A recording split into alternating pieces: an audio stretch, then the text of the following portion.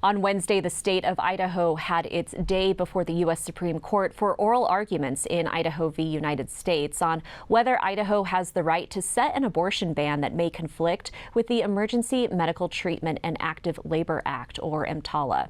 EMTALA is a federal law that applies to hospitals that accept Medicare and mandates that those facilities must provide treatment to stabilize patients in emergencies. The United States argues that sometimes those treatments could include abortions. The state of Idaho, represented in court by Solicitor General Joshua Turner, argues that the state's abortion ban does not conflict with EMTALA, as it allows physicians to perform abortions when the patient's life is in danger, and that there's no requirement that death must be imminent. In other words, the law allows doctors to make good faith judgments that ending a pregnancy is necessary in certain narrow emergencies. But Idaho doctors say they are still concerned that the law's language is too subjective and doesn't offer them enough protections. In January, the court lifted a lower court stay on the law, allowing Idaho to fully enforce it. Since then, St. Luke's says they have had to airlift 6 pregnant patients for out-of-state emergency treatment compared to just 1 last year, according to Kelsey Mosley Morris of State's Newsroom. We have a rundown of Wednesday's oral arguments on our website at idahoreports.org. Senate Minority Leader Melissa Wintrow and House Minority Leader Ilana Rubel were among the Idahoans who traveled to D.C. for those oral arguments. On Friday, Senator Wintrow joined me to discuss her take. Thank you for joining us today. How do you think Wednesday's oral arguments went? Well, I think it was pretty telling when we heard the female justices questioning the attorney, Mr. Turner, about some of the ambiguity even he was admitting to in the case. And I thought it was very promising that Coney Barrett even said, "Hey, you're hedging, aren't you?" when they were talking about a serious pregnancy concern in a crisis where a woman's water broke. And Sotomayor asked, would this example count for you? And he hedged on it, and they called him on it. And I think that's a real big problem with Idaho's law, that people like the Attorney General continue to dismiss. The physicians have been saying over 2 years that the law is vague and unclear. They're afraid to practice medicine. They're afraid for their patients' lives. And now we see, since EMTALA was the decision in January in the Supreme Court said EMTALA is pushed aside, we've had 6 women airlifted out of state. And for those who didn't listen to Wednesday's oral arguments, Justice Sotomayor was talking specifically about when a woman's water breaks, when membranes rupture, when the fetus isn't viable. We're talking, at 15, 16 weeks, when the standard of care isn't to deliver a live baby or a premature baby. Exactly. And I think that's the real shocking thing, is that we're fighting over women's lives and their health and their permanent health. And in that case, that woman had to get a hysterectomy because of the condition that she suffered from. And I think it is, again, it's incredulous that we're here where our politicians are fighting against women's health on the national stage. One of the things that you and your colleagues have brought up as a result of this abortion ban, Idaho has lost 1/4 of its OBGYNs. Idaho already had physician staffing shortages, especially in rural areas, and already has multiple counties that haven't had an OBGYN. Walk me through how the abortion ban contributed to the current situation. Well, all you have to do is listen to the doctors and read the paper on a weekly basis, maybe even daily basis, right? And losing all those physicians, it's impacting the entire healthcare system. So if we're advocating for women to get prenatal care and go visit their doctor early to reduce complications and make sure she's healthy, with a shortage of doctors, we're having a problem there. So we're in a vicious cycle. We can't recruit people here because of fear of being criminalized and having their licenses suspended. And in that shortage, now you have so many more people competing for just basic healthcare appointments with their physicians. I think, it's a hole that the legislature's dug in that we are not going to dig out of for decades, quite frankly.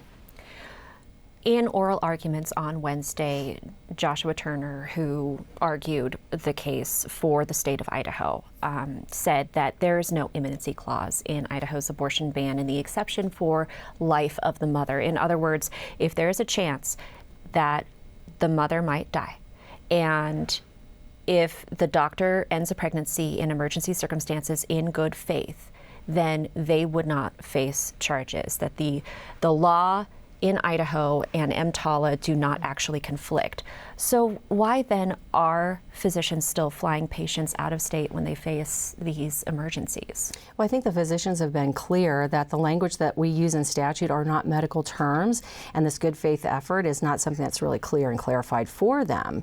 And so the easiest way to clear this all up is the Idaho legislature for the last 2 sessions has not done what the doctors and the people of Idaho have asked to do. Clear it up then. If this really is about providing a health exception, then make the language clear and we wouldn't have this fight. But I think it's pretty clear when you have the bill sponsor initially twice now on record being indicating when he was questioned whose life is more important. And both times he said the life of the fetus is more important than the life of the mother. So when you have this political context and this backdrop, physicians need real clarity, not, a wink and a prayer that we won't prosecute you. That is not enough for these physicians, and we see it clearly. Again, easy answer, clear it up. If the court does decide that it agrees with the state of Idaho and the Attorney General, how do you convince your Republican colleagues that the language and the Attorney General saying there's no conflict here, how do you convince them that that's not enough if they haven't done it for the last 2 sessions? Well, I think the people of Idaho are going to do what the legislature refuses to do, and they have shown their success in the past, especially with Medicaid expansion and getting teacher raises. And we saw the recent group announce that there is the beginnings of a ballot initiative process going forward. And we saw in the Idaho Statesman poll in 2022, 86% or is 85% of the people that were polled agree there should be a health exception. 88% said they agree there should be a life exception. So I think the polls are really clear on what Idahoans believe and what they'll do at the polls. And the politicians better start listening because this is a serious issue. Do you have any prediction on what the court will decide? I don't feel confident because of the ruling that they made in January to lift EMTALA and to then put us in the crisis that we're in. To lift the current stay that, or Right. to lift the stay that Correct. was in place at the time Right. from Judge Yes. Windmill. Yeah, so that we were able to treat women in a crisis pregnancy and preserve her health until January, and that's what's caused this airlift situation and people in a greater crisis. But I think in 2022, when we saw highly politicized justices and court overturn Roe, after 50 years of precedent, I don't have a lot of faith or confidence. I'm holding out a little hope on the female justices' questions and their questioning of the attorney, but I don't have a real prediction. I'm a little doubtful, but I'm hopeful. Senate Minority Leader Melissa Wintrow, thanks so much for joining us. Thank you. And here to share his perspective is Attorney General Raul Labrador. General Labrador, thanks for joining us. How do you think oral arguments went? I think it went really well. I think Josh Turner, who's the attorney for the state who made the oral arguments, did a really good job. I think he found himself really being grilled, especially by the liberal justices, and they had some really tough questions, but I think he was able to withstand the questions that they asked. And I actually think the U.S. government did a good job. The solicitor, who is a Boise native and a graduate of Boise High, she did a good job. I disagree with her argument, but I thought she did a great job representing her position. You mentioned the liberal justices. I know that Justice Amy Coney Barrett also sounded a little bit skeptical about some of the arguments from the state of Idaho. I think she was not skeptical about the arguments. She was trying to clarify the arguments, because in our briefs we made it clear that every single example that the DOJ had brought forth about examples where women would be in jeopardy and they would not have access to an abortion, that our experts have said, and we think it's clear that they would have access to an abortion. I think that's what she was trying to clarify. So I don't think she was skeptical about the argument. She was just trying to get him to clarify that. I wanted to expand on that a little bit, because you said in briefs and it came up in oral arguments and in a press conference after the hearing that you had a hard time believing that these physicians wouldn't have protections, that they would in fact be protected under Idaho's existing law, and that airlifting patients out of state for those emergency complications was unnecessary to protect their health or life. Can you expand on your skepticism there. Yeah, so let's talk first about the protections, and then I'll talk about the airlifting. So the protections, the law in Idaho is really clear. It says that if a doctor has a good faith subjective belief that a woman's life is in jeopardy, that they can perform an abortion. And as I was stated in our briefs and stated in the argument, there's no immediacy requirement. It doesn't mean that the woman's about to die. It's just that not performing the abortion could lead to her death.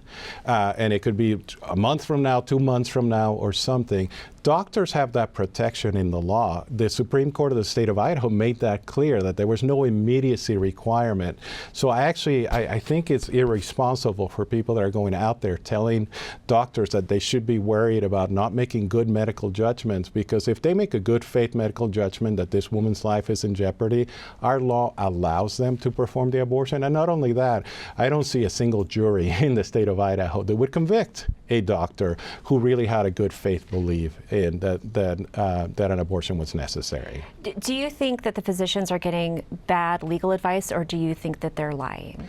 I don't think they're lying. I think they're getting bad information and they're confused. I'll give you an example. So I was talking to one of my attorneys just yesterday in our office, and he sat down with a group of doctors and who were asking these questions about, well, explain to us what the law actually says, not what the media and the people out there are saying. And when he went step by step explaining the subjective standard, the good faith belief, one of the doctors just looked at him and said, "Oh, that's easy. Those are the decisions I have to make every day, those life and death decisions that I have to make every day. I can follow this law." So I think when they understand what the law says and when you give them the right information, it's the same type of judgment that they have to make every day in their practice. So let's assume that they are getting bad advice, that they would in fact be protected. We've heard from Idahoans and doctors who say that this still sounds like kind of this big game of chicken, that we're right, no, we're right. And the only people who are losing really are pregnant patients who aren't sure when or where they'll be able to get care if they have severe complications. So if they aren't going to face charges anyway, why not just clarify the law like the physicians are saying, if it wouldn't actually change anything in the emergency rooms and in the courtroom? This is where I think it is a game, because what they're doing on purpose is trying to provide misinformation, so we have a need to clarify the law, because what they want is a standard that is much broader. They want something, where I remember last year they were talking about any kind of mental illness or anything that was short of life-threatening, and any moment that you expand the law, then that just drives the truck right through the law, and then abortions are going to be once again available in all circumstances in the state of Idaho. And our state legislature has decided that Idaho has 3 specific exceptions: rape, incest, and the life of the mother, and that's what the people of Idaho want. So I think any expansion on that would actually make it more difficult for us to keep babies safe, which is what the legislature wants to do. You mentioned earlier that you think no jury would convict, no jury would agree with charges if those specific examples were met. Can you guarantee, though, that no prosecutor in Idaho, no sheriff in Idaho, now or in the future, would pursue charges against a doctor who made those good faith judgments that an abortion would be necessary in one of those emergencies? Well, I can't speak for every sheriff or prosecutor in Idaho, but the reality is that no prosecutor or sheriff is salivating at prosecuting doctors. This is a very difficult decision to make. What they're making sure is that the law is being followed and that somebody is not getting around the law or doing something that is clearly against the law. But I think when it's these close calls, I think it's going to be very difficult for a prosecutor or a sheriff to do that. You said that the legislature has decided that this is what the policy of the state of Idaho would be. And when you joined us in December, you declined to say whether or not you would have advised the legislature to write that law a little bit differently to make it more ironclad in court, because you didn't want that to be used against you. But now that oral arguments are behind you, Would you advise the legislature to craft that law a little bit differently? So this case still pending, so I'm not going to make comments on that. What I can tell you is that I do approve of the changes that were made by the legislature. I think it was last year. I think those clarified a little bit. I was grateful by the Supreme Court decision that clarified, for example, the issue of ectopic pregnancies. The legislature never even included ectopic pregnancies because no one in Idaho ever thought that that would be considered an abortion. Right. And then people in the medical community started saying that, oh, we're going to get prosecuted for that. And we were like, no, we never thought of that as being something that should be prosecuted. And that leads to the issue of the airvacs, right? You asked me about that just a little bit earlier. I have talked to doctors and administrators who say that they don't understand where these evacuations are coming from, because in the ER, this is not happening. These are supposed to be emergency situations, and you know how we refer to airvacs. They're life flights. Right. So if a situation is so severe that it requires moving a woman out of the state of Idaho to another facility because their life is in jeopardy, our law already allows abortions to happen. So I'm trying to understand where this is coming from, because when I have talked to the people on the ground, the actual doctors that are in the ER, they're saying that they have not seen any situations like that. Have you spoken to doctors at St. Luke's, which is the facility that made that claim? And they're saying that they don't know of any situations where this has happened. Correct. Do you think the administrator then is lying? The only question that I have is, as I've spoken to the doctors at St. Luke's, they have said that in the ER, they only see women up to 20 weeks. That after 20 weeks, it goes to labor and delivery. I reached out to doctors in the labor and delivery unit, and they wouldn't talk to me. So I don't know if there's something there, but if you listen to the arguments, so just remember, we have to go by what they said under oath and what they said in the oral arguments. In the oral arguments, the Department of Justice said that all these situations happen pre-20 weeks. So I'm having a hard time understanding how the DOJ is claiming that all these situations happen before the 20th week, but the doctors that I'm talking to are saying that that's not happening in the DR, and it could be happening in labor and delivery. We have about 20 seconds left. How do you think the court will rule? I can't tell. It's hard to read the tea leaves. I think we did a really good job, and I hope that the Supreme Court rules for the state of Idaho. All right, Attorney General Raul Labrador, thank you so much for joining us.